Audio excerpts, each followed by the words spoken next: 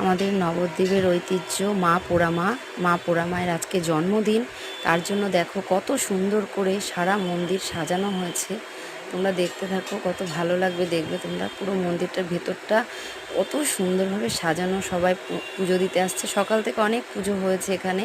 আর আমরা একটু সন্ধ্যের আগে আগে গেছিলাম। এই যে পুরোহিত মশাই বসে আছেন, পুরোহিত মশাই এখানে সারাক্ষণই থাকেন। যারা নবদ্বীপে পুজো দিতে এসছো তো তারা তো জানো।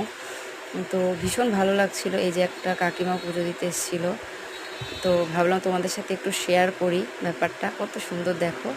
আর এই পাশটাতে দেখতে পাচ্ছ, চলো তোমাদের সাথে শেয়ার করছি। এই পাশটাতে মা ভবতারিণীর মন্দির আছে, আর এটা মা পোড়ামার মেন যে দোকানপাট যা থাকে সব রয়েছে। আর এই যে মা ভবতারিণীর কাছে যাচ্ছি, পাশে রান্নাবান্নাও হচ্ছে, আজকে এখানে প্রসাদও দেওয়া হবে। তো এই দেখো, এটা হচ্ছে মা ভবতারিণী। কত সুন্দর লাগছে মা ভবতারিণীকে।